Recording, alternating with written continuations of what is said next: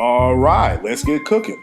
Welcome to the latest edition of Chin Check Sports Radio. I'm your host, JD, and I want to thank you all for taking the time out to join us. And as always, we welcome any suggestions, feedback, comments, and criticisms, which improves the quality of our program, which ultimately improves your listening experience.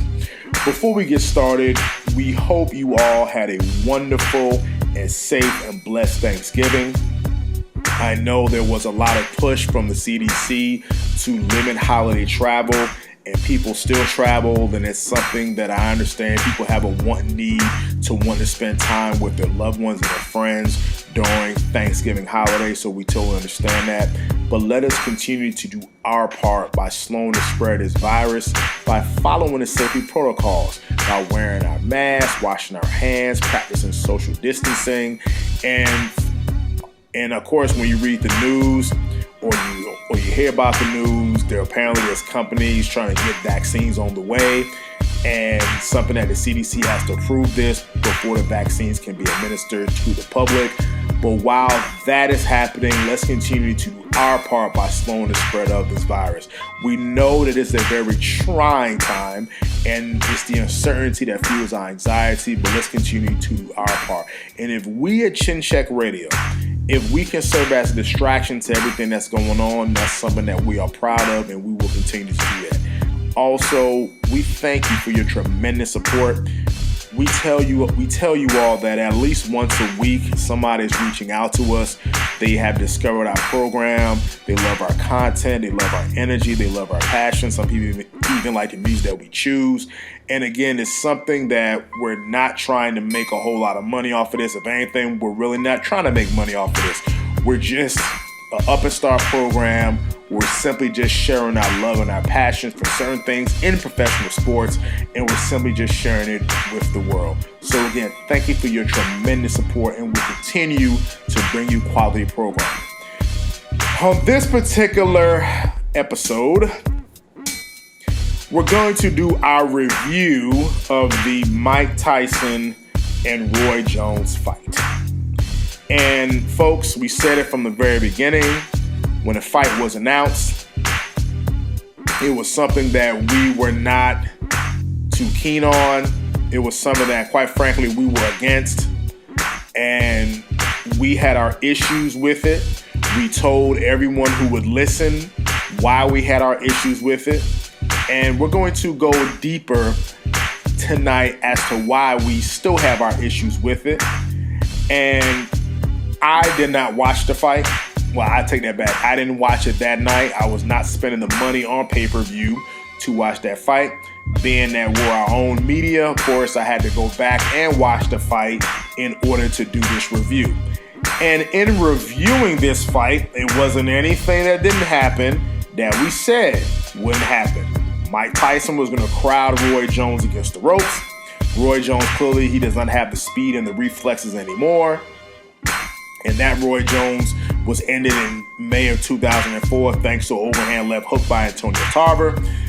And we knew that Mike was going to come out aggressive, crowd Roy against the ropes, bang against the body. Roy Jones did his best to hold on, tried to utilize some of the speed of yesteryear that clearly was not the same. He's clearly exhausted, but what did we expect from men who are 50 years of age? And I'm listening to the mainstream sports media who are sitting here and celebrating this fight. I'm like, no, this was not a good fight for boxing. If anything, this was bad for boxing. It was very bad for boxing. And our issues with this are, and we've mentioned this before, Mike Tyson's really his best years were in the 1980s. You can make an argument the 90s, but we're going to say generally regarded in the 1980s. Roy Jones's best years were in the 1990s, beginning of 2000. Period. That's at least 20 years ago. And we don't want to see a shell of these guys. Because again, we saw them at their dominance. Mike Tyson, Kid Dynamite, the baddest man on the planet. Roy Jones Jr., generally regarded as the best fighter of the 1990s, one of the top pound-for-pound fighters of all time. at the time that he was fighting. Of course, his legacy kind of taken a little bit of a hit. But at that time when Roy fought, he was seen as on another stratosphere in terms of his contemporaries, and that's including the great James Toney, the great Bernard Hopkins, everybody. Even though other fighters, they tried to build up other fighters, Oscar De La Hoya, Shane Mosley, Prince Asim Hamed, and Lennox Lewis at that time. But Roy was the one that always was head and shoulders above everyone else. And that's why we didn't want to see this fight, because again, we saw these guys at their peak. We saw these guys at the absolute best. And why a lot of casual sports fans saw this fight as something as well. They saw this fight as something that was exciting to them. And again, you have a right to your opinion. I'm not bashing anybody who paid for the fight. But all we're saying is we saw these guys at their absolute best. And let me flip this and let me break this down in terms of other professional sports, why we're against this fight. The great Michael Jordan is generally regarded as the greatest basketball player of all time, the GOAT. Okay, so obviously, people will fight to the death to defend Michael Jordan, to say that he's the greatest basketball player of all time. Of course, some people say LeBron James, some people say Kareem, some people say Wilt. That's conversation for another day. What people tend to forget in the GOAT discussion of Michael Jordan are his average and forgotten years with the Washington Wizards. So let me say this again. Whenever people bring up Michael Jordan's career, they tend to gloss over the Washington Wizards year where he was a leader of the team and he did not lead that team to the playoffs not one time. But again, people tend to forget about that because they remember Jordan at his absolute best as a member of the Chicago Bulls. That's where people tend to remember Michael Jordan. They forget those years playing with the Washington Wizards where he clearly was a shell of himself. And if you bring that up in conversation by saying, well, wait a minute, if Jordan is the GOAT and at an advanced age he wasn't able to produce and lead a team, well, he was old and what did you expect? Again, that's how I feel about my professional boxers. The same way that people tend to forget about Jordan's later years, people want that image of Michael Jordan winning those 6 titles, the flu game, hitting that final shot against the Utah Jazz in Game 6 to win title number 6. So that's what people tend to remember about Jordan's legacy, not the forgotten years with the Wizards. And that's our point about people being so enamored with guys in their 50s who are 20 years removed from their best. That's our issue with it. I can go into other professional sports. If the incomparable Emmitt Smith, who I think is the greatest running back of all time, if he came out of retirement and was running in between tackles, people would scream bloody murder. If Joe Montana came out of retirement, Steve Young, Troy Aikman, Dan Marino, if all these guys came out of retirement, people would scream bloody murder. If Barry Sanders came out of retirement, people would scream bloody murder. And I'm talking about if these guys came out of retirement and were getting knocked all over the football field, people would scream bloody murder. If some of your great defensive players came out of retirement, Lawrence Taylor, Mike Singletary, and again with Warren Sapp, John Randall, if these guys came out of retirement, again, and they didn't play their best or they looked average or were getting knocked all over the football field, people would scream bloody murder. Why? Because people remember these great athletes at their best when they were dominating their sport, not when they were shell of themselves. Let's go back even to O.J. Simpson. We're not talking about crime. We're talking about strictly on the football field. People remember O.J. Simpson as the all-time great running back playing for the Buffalo Bills. People forget O.J. Simpson went to the San Francisco 49ers and he was a shell of himself. That's our point with this. It's something where we watch these guys at their best and we want to remember them. We want to remember them at their best, not shells of themselves. If you want to talk about an all-time great fighter, let's take a look at Muhammad Ali. Muhammad Ali, people forget those late years, the losing to Leon Spinks, the losing to getting beat up by Larry Holmes, losing to Trevor Burbank. People forget about those fights, or they want to forget about those fights.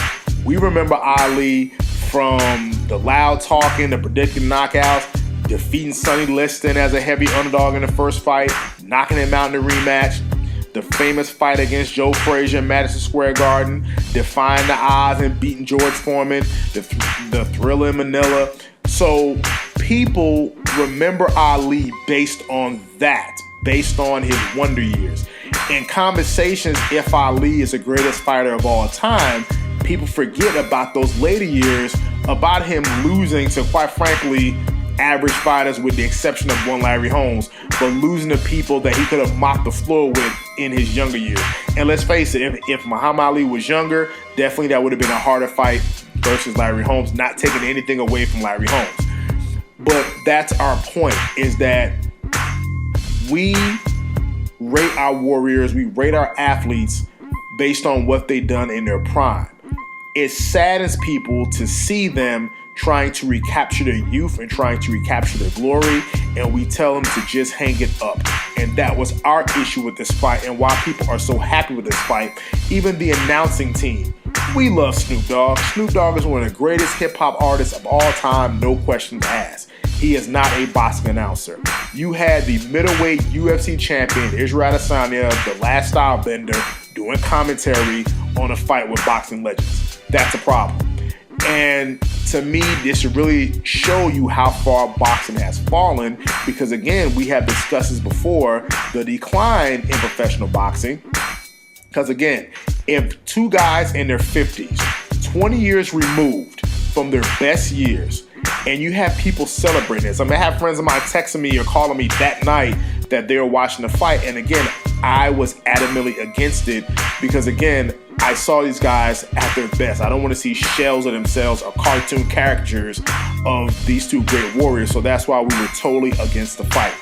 And boxing is in good hands, because again, there's a fight this weekend that the mainstream media is not talking about, and that's Errol Spence versus Danny Garcia. Our preview show should be coming up soon for that fight, and people are barely talking about this fight. And this guy Errol Spence is the truth. Danny Swift Garcia he's another damn good fighter, yet people are not talking about these fights. We have a bunch of fighters who are coming up in the game who is there to help boxing transition on to the new era. You got Teofimo Lopez with his great victory over Vasyl Lomachenko. And let's not forget about Lomachenko, who fought a very spirited fight. You got Shakur Stevenson, Gervonta Davis, Gary Russell, Devin Haney, Dimitri Bivol. You still got Canelo Alvarez, who's now is a free agent. Tyson Fury, Deontay Wilder, Anthony Joshua, the heavyweight trilogy, the fights that people want to see. This is something that people they're really excited for. Errol Spence and Terrence Crawford, that's the main money fight that people want to see, and we spoke about this before.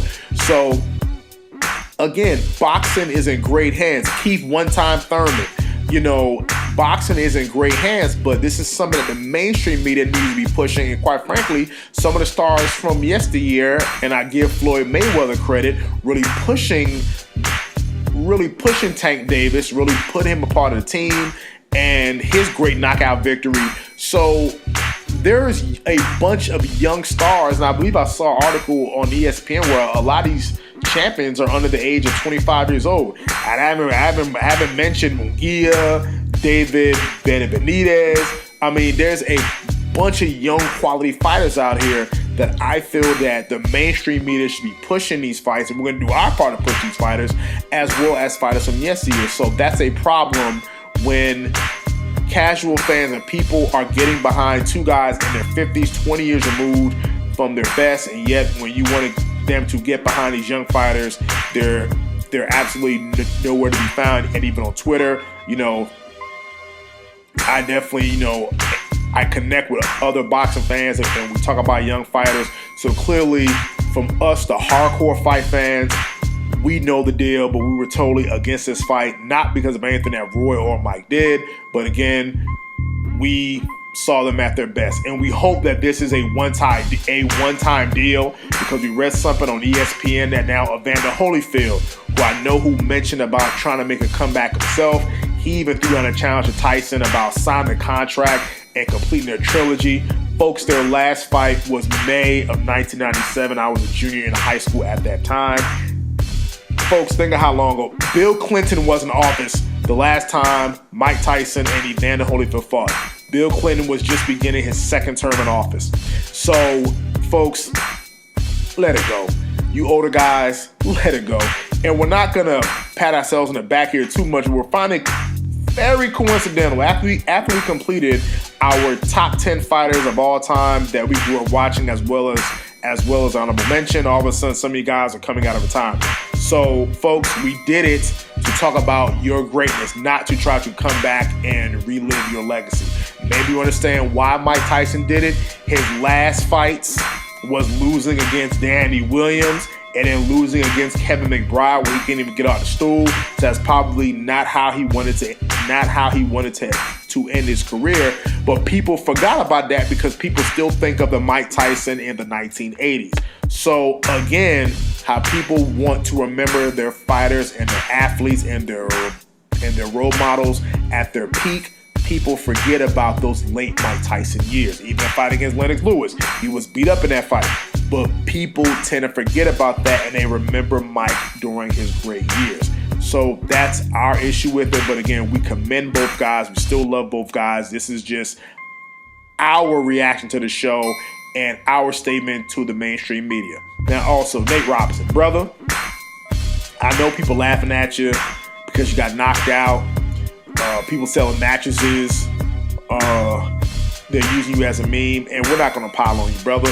We respect the fact that you got into that ring. But Nate, I've sparred with top amateurs. I've sparred with professionals, and it is not easy. And to hop in the ring, we don't have any formal experience, and even this guy he fought is an internet sensation who trains, and he lost to another guy who was some sensation not long ago, and we did that in our decline of professional boxing broadcast. Please go check it out. And hey, we give you all the credit in the world.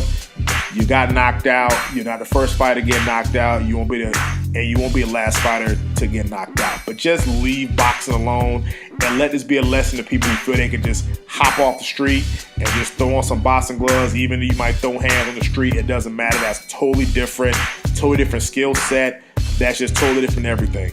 And not only by throwing your hands, by keeping your hands up, not charging in with your head, and getting caught with an overhand right. And it's really kind of amateurish to get caught with an overhand right like that because you're supposed to be able to see that punch coming a mile away. But it is what it is, Nate. Hey, you lick your wounds, 3-time slam dunk champion. Hey, it is what it is. But folks, that's just our 2 cents reviewing the Mike Tyson-Roy Jones fight. And until the next time, it's Chin Check Radio signing out.